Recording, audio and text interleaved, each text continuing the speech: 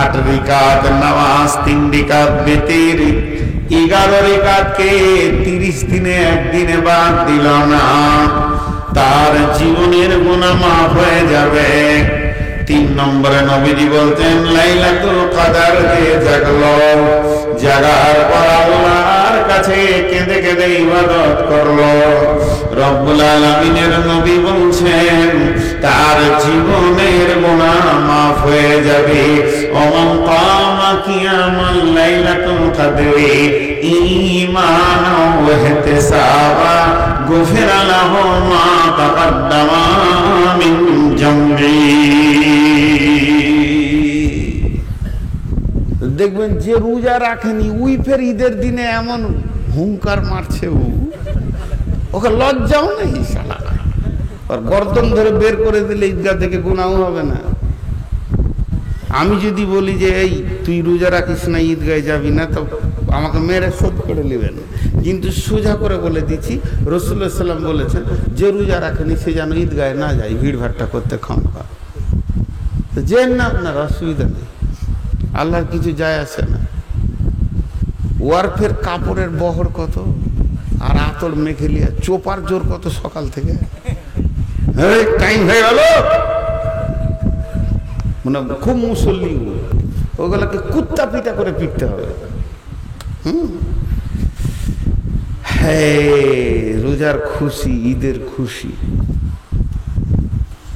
ঈদের দিন সমস্ত সাহাবীরা আনন্দ করছেন। কিছুক্ষণ পরে সাহাবীরা বলছেন হযরতে উমর কই, হযরতে উমর নাই, কই গো উমরকে দেখা যায় না কেন? হঠাৎ দরজাটা খুলে দিয়েছে, তো দেখছে হযরতে উমর হাত দুটিকে এমনি করে টুকরে টুকরে কাঁদছে। পেছন দিক থেকে সাহাবীরা প্রশ্ন করে দিলেন আমিরুল মুমিনিন খলিফাতুল মুসলিমিন আজকে কিসের দিন? বলে ঈদের দিন। বলে ঈদের দিনে কাঁদতে হয় না আনন্দিত করতে হয়?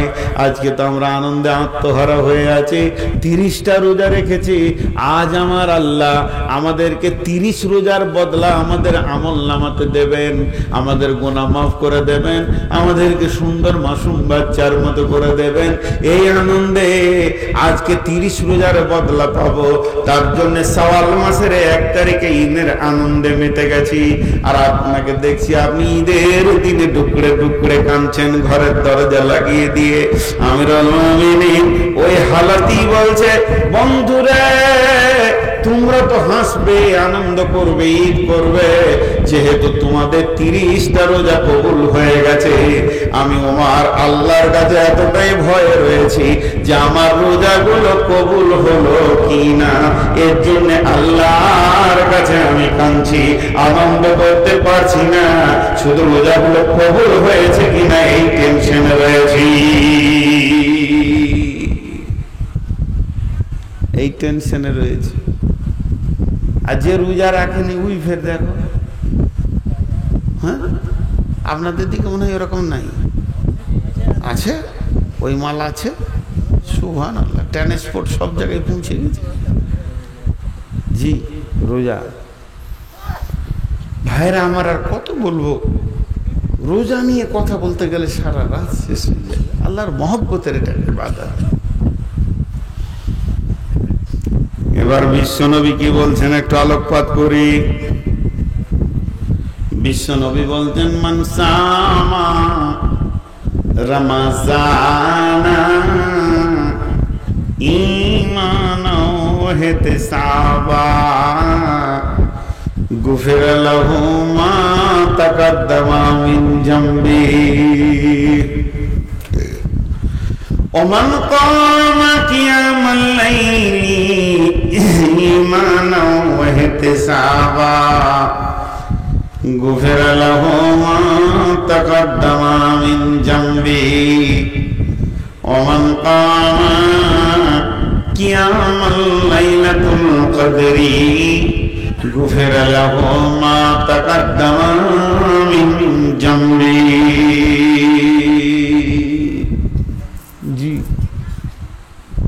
একটু ধৈর্য ধরে শুনেন।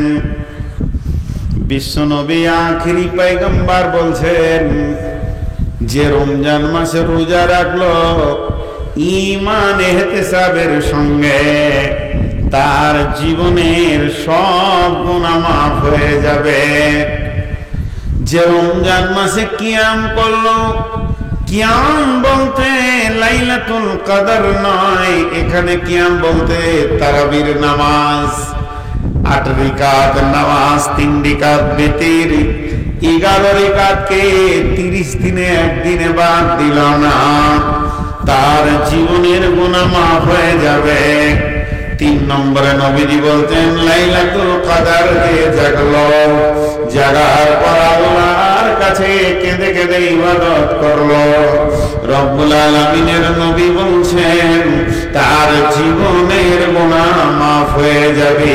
ওমান কামা কিয়ামাল লাইলাতুল কদরি ঈমানাও ওয়া ইহতিসাবা গুফিরা লাহু মা তাকাদ্দামা মিন জামবি। নামাজ পড়তে হবে না, রোজা রাখতে হবে না, হজ করতে হবে না, যাকাত দিতে হবে না, চুরি করো, লম্পটি করো, বেঈমানি করো, ডাকাতি করো, বেপরদায় থাকো, জেনা করো, ব্যভিচার করো, যে যাকে পারবে রেপ করো, মাল লুটে লাও, সুদ খাও, জুয়া খেলো, মদ খাও, গুনাহ হবে না, জান্নাতে চলে যাবে। সব ঘুম ভেঙে গিয়েছে, এক সুরে সব ঘুম ভেঙে গিয়েছে। এক মুরব্বী তো তাকিয়ে থেকেই গেল, কোন জালসা হচ্ছে রে?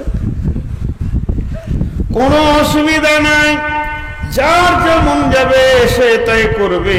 পৃথিবীটা মস্ত বড়, সবাই মিলে মস্তি করো, কতদিন আর বেঁচে থাকবে? যার যেমন যাবে সে তাই করো। সুদ খাও, টাকা বাড়বে, জেনাবে বিচার করো, আনন্দ করো, বেপরদায় মেয়েরা ঘুরে বেড়াবে, জুয়া খেলবে ছেলেরা, মদের বোতল নিয়ে ঘুরবে, গাঁজা খাবে, বিড়ি খাবে, সিগারেট খাবে, গুটখা তো পকেটে সব সময় রাখো, যেন আনন্দ করো। পৃথিবী মস্তি করার জায়গা, কোনো অসুবিধা নাই, কোনো গুনাহ হবে না, এরপরও জান্নাতে যাবি। এদিকে আবার জাহান্নাম বলছি না, এদিকে ঠিক আছে, এরপরও জান্নাতে যাবে। এক মুরব্বীর সামনে বসেছিল, বলছি ঠিকই নাকি চাচা? ওকে রস লেগে গেছে আর কি। হ্যাঁ গো ঠিকই বলছি যে, হ্যাঁ বলছে বের, হ্যাঁ না মস্তি। রাত 2:30টায় যদি বক্তা দেয় তো আর হুঁশ থাকবে? মস্তি বক্তা উঠে গেছে এখন। বলছে কোথা আছে রে বাপ? না কোরআনে আছে। আরো অবাক, শালা কোরআনে আছে, হাদিসে বলে তাও বলতাম যে এটা জয়ীফ হাদিস, তো কোরআনে এরকম আছে বলে? হ্যাঁ। কোন সূরা? বলে সূরা রহমানে আছে। আরো খুশি, কি রকম ধরনের কথা বলছেন আপনি? বিসমিল্লাহির রহমানির রহিম। ইয়া মা'শারাল জিন্নি ওয়াল ইনসি ইন ইসতাতাতু আন তানফুযু মিন আকতারিস সামাওয়াতি ওয়াল আরদি ফানফুযু লা তানফুযুনা ইল্লা বিসুলতান। হে জিন ইনসানের দল, তোমাদেরকে যদি এটা ভারী লাগে, এটাকে যদি মানতে কষ্ট হয়, নিস্তাতাতু, তাহলে তোমরা একটা কাজ করো, চেষ্টা করে দেখো আল্লাহর আইনের দেশের বাইরে কোনো জায়গা বাসা বাঁধতে পারো কিনা। যদি তোমাদের কোরআন মানতে ভারী লাগে, কষ্ট লাগে, তোমাদের একটা রাস্তা বলে দিচ্ছি, কিছুই মানতে হবে না, শুধু আল্লাহর রাজ্যের বাইরে তুমি গিয়ে বাসা বাঁধো। ইল্লা বি সুলতান, তুমি যেখানেই যাবে সেটা আল্লাহর রাজ্য। তখন মুরবি বলছে কোথায় যাবো বা? যাবার জায়গা না আছে, তা কোরআন মানতে হবে। যার যা মন যাবে সেটাই করতে হবে। কোথা করবে? আল্লাহর রাজ্যের বাইরে গিয়ে করতে হবে। সব বুদ্ধি শেষ। তেমনি আল্লাহ নবী বলছেন, মান সামা রমজান ঈমানাও ইহতিসাবা গুফিরা লাহু মা তাকাদ্দামা মিন জামবি ওয়া মান কামা কিয়ামাল লাইলি ঈমানা ওয়া ইহতিসাবা গুফিরা লাহু মা তাকাদ্দামা মিন জামবি ওয়া মান কামা কিয়ামাল লাইলাতুল কদরি গুফিরা লাহু ঈমানা ওয়া ইহতিসাবা গুফিরা লাহু মা তাকাদ্দামা মিন জামবি। রমজান মাসটা শুধু রোজার জন্য নয়, রমজান মাসে যেমন রোজা একটা ইবাদত, রমজান মাসের দ্বিতীয় ইবাদত হলো তারাবি পড়া, রমজান মাসের তৃতীয় ইবাদত হলো শবে কদর তালাশ করা, রমজান মাসে কোরআন নাজিল হয়েছে বেশি বেশি করে কোরআন পড়ো, রমজান মাস হলো হেদায়েতের মাস, রমজান মাস হলো তওবার মাস, তওবা করো, রমজান হলো মাগফিরাতের মাস, আল্লাহর কাছে ক্ষমাগুলো করিয়ে নাও, রমজান হলো নূরের মাস, এখানে জ্যোতিকে তুমি গ্রহণ করে নাও, রমজান হলো জিহাদের মাস, এই মাসে 17 তারিখে জিহাদ বদর শুরু হয়েছে ইসলাম প্রতিষ্ঠিত করতে গিয়ে, এই মাসে তুমি জিহাদে নেমে যাও তোমার মনকে নিয়ে আল্লাহর দ্বীনকে প্রতিষ্ঠিত করব। রমজান মাস নজলে কোরআনের মাস, যেদিন রমজান পৃথিবীতে আসে দুইজন ফেরেশতা আসমান থেকে এলান করে, হে নেকি করনে वाला आगे बढ़ो, हे नेकी करने वाला आगे बढ़ो, आरो करो आरो करो आरो करो, नेकी করে তুমি ঢেউই লাগিয়ে দাও, হে গুনাহ करने वाला रुके जाओ। আর একজন ফেরেশতা বলে, হে গুনাহ करने वाला रुके जाओ, বাস করো, অনেক হয়েছে অনেক হয়েছে, অনেক মাস্তানি করেছো, বেপরোয়া থেকেছো, এখন তুমি তওবা করো, আল্লাহর কাছে তুমি ক্ষমা চেয়ে নাও, খবরদার তুমি আগে বাড়বে না, আর তুমি কোন রকমে গুনাহ করবে না, গুনাহর ময়দান থেকে নিজেকে ফিরিয়ে নিয়ে এসো। হে গুনাহ করনে ওয়ালা, তোমরা আজকে রুখে যাও। আল্লাহ তাবারাক ওয়া তাআলা তরফ থেকে দুইটি ফেরেশতা এলান করে, অতএব এটা হলো আপনার কি না আমলের মাস, গুনাহকে মাফ করিয়ে নেওয়ার মাস। এই মাসটা আল্লাহ তাবারাক ওয়া তাআলা আমাদের জন্য মাগফিরাতের জন্য বানিয়েছে। এরা রাগ করে পালাইল নাকি? ওরা কি মনে হলো যে হুট করে উঠে মনে মনে বলছে বক কোন দিকে আছে মসজিদটা দেখে আসি। খানিক চিন্তা করেন, রমজান মাসের ভিতরে কতগুলো কথা আছে।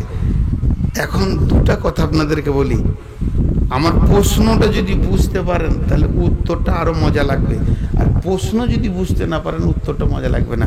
বিশ্বনবী বলেছেন যে রমজান মাসে 30টা রোজা রাখবে তার জীবনের গুনাহ মাপ। তাহলে আমার প্রশ্ন হলো, সারা বছর নামাজ পড়ে কি লাভ আছে? রোজা রেখে নেবো, বাস ঝামেলা মিটে গেল। নাই আবার চুরি করো, সুদ খাও, জেনা করো, ব্যভিচার করো, বেপরদা ছাড়ো, লুটপাট যা পারবে করে লাও, রোজা রেখে লাও, ঝামেলা শেষ। বুদ্ধি খারাপ দিয়েছি? আরে হ্যাঁ, কথা বলে না, বুদ্ধি খারাপ দিয়েছি? আর এই হাদিসটা কেউ কেটেও দিতে পারবে না যে হাদিসটা জয়ীফ, এই হাদিসটা সহি। আপনার আমার সারা পৃথিবীর কারোর এই হাদিসটা কেটে দেওয়ার ক্ষমতা নাই। তাহলে আপনার যদি কেটে দেওয়ার হাদিসটা ক্ষমতা না আছে তো হাদিসটা সহি এবং সব গুনাহ মাফ। তাহলে সারা বছরের নামাজ কেউ পড়বে? কিন্তু একটা জিনিস দেখেন, আমরা খেয়াল করি না, আল্লাহ রসুল দুটো শব্দ ব্যবহার করেছেন মাঝে। এই শব্দ দুটো খেয়াল করেন।